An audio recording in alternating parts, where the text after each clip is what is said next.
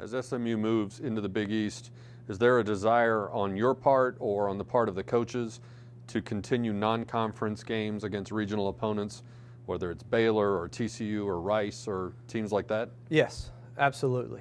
We think those are important. We just want to have, again, a little bit better mix of some of the Big 12 and SEC type opponents and then some of the others from other conferences. And so I think what you'll see going forward is ideally we would keep a rotation with TCU and Baylor.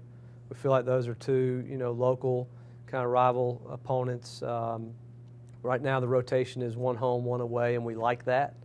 And then we would probably try to add to that, at least short term. I think we have North Texas on the schedule for a number of years coming up. Navy comes on, but of course they're scheduled now to join the conference in 2015. So if that becomes a conference game, it gives us an opportunity to add somebody else down the line. So I think you'll see maybe play two of those regional kind of high major conference teams and then two potentially regional teams outside of those conferences. What was the inspiration behind the decision to add suites to Ford Stadium? Well, I don't know if it was inspiration as much as it was really probably the result of us, again, trying to listen to the fan base and listen to our donors and ticket holders in terms of where their interests are. And there was just a great deal of interest and demand for premium seating at Ford Stadium. And so in response to that feedback, we looked to see, well, how might we address that, and can we do it quickly and affordably, and we found a way to make it a self-funding project and to coordinate it such that it can be done during the off season with some minor inconveniences. And so our hope is that will be ready for the upcoming season.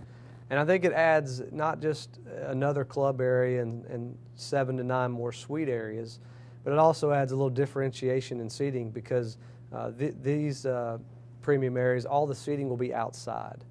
It'll be covered and the amenities will be inside, but the seating will be outside. And I think that's attractive to a number of our fans whom I've heard from, and I would share their opinion with this, which is sometimes when you're behind the glass, you lose a little bit of a sense for the atmosphere, and you can kind of lose track of what's going on. So I think the ability to kind of be inside for amenities and outside for seating was attractive, and the reaction and response we've gotten so far from fans has been very strong, and it looks like we'll have a great deal of demand for those seats. You've got these suites going in at Ford. Moody Coliseum is currently undergoing this big facelift. Yeah. What's next on your priority list for facilities changes or upgrades? Well, right now on the track you mentioned, we've got those two projects, one of which is a major project, obviously, and fundraising is still ongoing for Moody, so we need to finish that. Then we've got the tennis complex that will be shortly underway, and fundraising, again, still ongoing for the tennis complex. And so those are the facilities, in addition to the possibility of not just the Trinity Forest Golf Project, which you may or may not have heard about, but also we're doing some work out at the DAC, adding phase 2 out there to our golf practice facility. And so then as we look beyond those facilities, obviously I think there's two that have been widely discussed and I think are fairly obvious in terms of next steps for facilities, which would be swimming in no particular order, because I think we've had a plan for that. I'm told since every time I encounter a swimmer, the year that discussion began gets earlier. I think I'm down to 1982. So that's been a project that's 30 years in the making. And if you go over to the natatorium, obviously it's something that's needed. I don't think it reflects, again, our commitment to excellence and our commitment to the student-athlete experience. So that's an important one.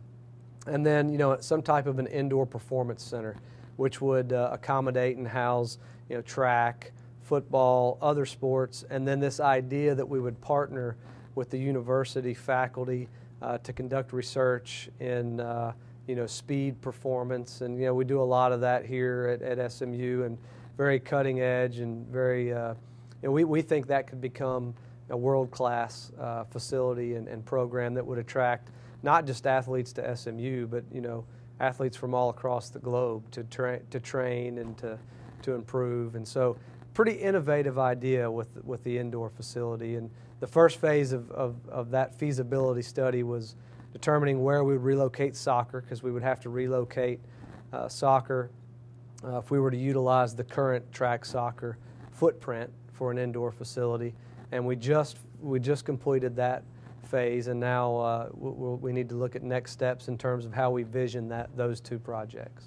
All right, so before getting ahead of ourselves, if that were to be built where the track and soccer field is now, where would you locate soccer? More than likely at Pettis, and so we would utilize the grass field, the football field, and erect a grandstand. And the great thing about that, if that were to come to fruition, is that not only will we maintain a nice grass field in close proximity to our other facilities, but you could probably utilize the actual locker room and meeting space as well, dual purpose. Maybe use it on game day to help enhance the game experience. Obviously, it helps from storage because we've already got storage nearby. So there are a lot of efficiencies to that particular plan. You mentioned the possibility of an indoor track football training facility. Right. And with all the attention that football obviously gets, that is a hot topic of discussion, lots of speculation. Where does that stand? There's some suggestion that money has already been raised or at least pledged for such a project. Is that true? And if so, do you have a timeline in mind as to when you might actually see a shovel in the ground? Well, I'm not aware of any money having been pledged. So if that's true, I don't know about it at this time. And certainly, that'll be a big driver. So I think the first step in terms of a timeline is to complete the fundraising for the commitments that we have already. And then certainly you would hope that there would be a lot of interest in an indoor type of a facility because football is so attached to it and would be one of the primary beneficiaries of a facility of that nature.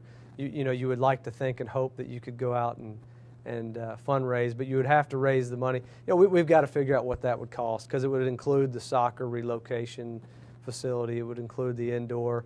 In the track soccer footprint that we're talking about, you might imagine that you would have to maybe drop the facility down to keep the height from becoming a kind of an eyesore and some of those things. So I think that's the next step, is to kind of learn more about what that entails and what the cost, what the target might be, so that hopefully by the time we finish our efforts for the current projects, we'll be ready to go out and start to fundraise for the next round of facilities.